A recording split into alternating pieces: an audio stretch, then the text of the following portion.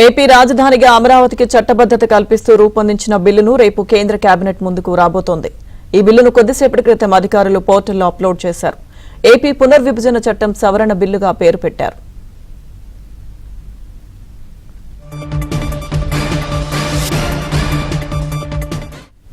AP రాజధానిగా అమరావతికి చట్టబద్దత కల్పిస్తూ రూపొందించిన బిల్లు రేపు కేంద్ర కేబినెట్ ముందుకు రాబోతోంది. ఈ బిల్లును కొద్దిసేపటి క్రితం అధికారులు పోర్టల్లో అప్లోడ్ చేశారు.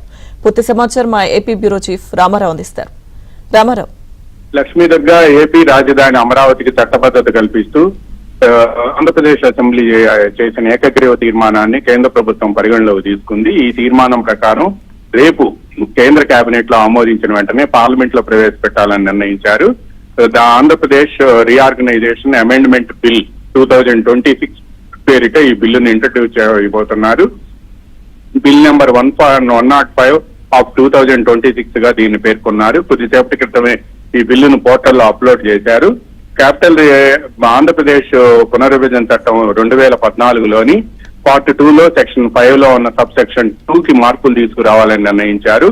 ఈ మార్పుల్లో కూడా కొత్త రాజధాని ఆంధ్రప్రదేశ్ కొత్త రాజధానిగా అమరావతి ఏర్పడింది అని పేర్కొనడంతో పాటు 2014 Andhra Pradesh capital region development authority చట్టంలోకి ఉన్న క్యాపిటల్ సిటీ ఏరియా పరిధిలో అమరావతి ఏర్పడుతుంది అని ఎక్స్ప్లెనేషన్ ఆ చట్టానికి ఆ సబ్ సెక్షన్ 2లో ఎక్స్ప్లెనేషన్ ఇవ్వాలి అని చెప్పి కూడా బిల్లులో పొందుపరిచారు.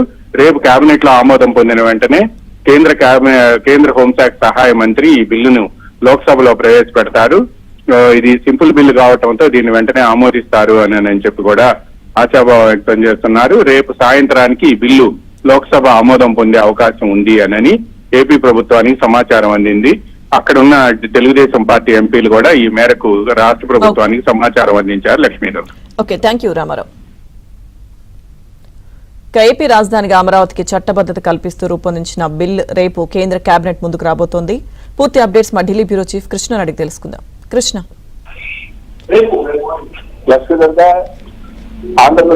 ఆంధ్రప్రదేశ్ ఏకైక రాజధాని శాశ్వత రాజధానిగా అమరావతికి చట్టబద్దత కల్పించడానికి రేపు ముహూర్తం ఖరారైంది.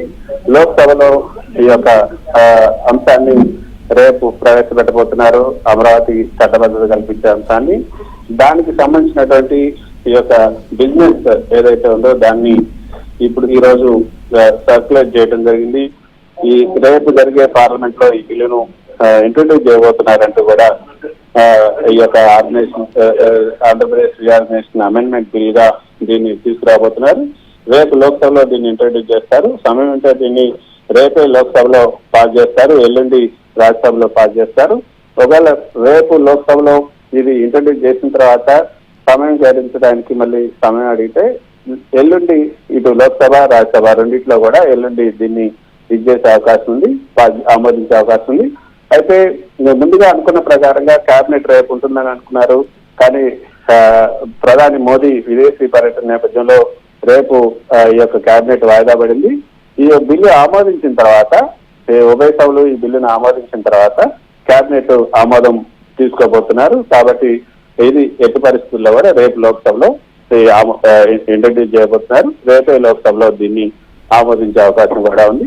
ఒకవేళ రేపు కనుక లోక్సభలో ఇంట్రడ్యూస్ చేసిన తర్వాత సమయాభావం కారణంగా ఒకవేళ లోక్సభలో రేపు రాకపోతే ఎల్లుండి ఇటు లోక్సభ అటు రాజ్యసభలో ఎల్లుండి ఈ బిల్లుని ఆమోదించే విధంగా ప్రణాళికను రూపొందించారు. దీనికి సంబంధించి కేంద్ర హోంశాఖ కూడా కసరత్తు చేస్తుంది. కేంద్ర హోంశాఖ స్పీకర్ కార్యాలయానికి ఈ మేరకు సమాచారాన్ని కూడా పంపించింది. Lakshmi Durga. Okay, thank you Krishna.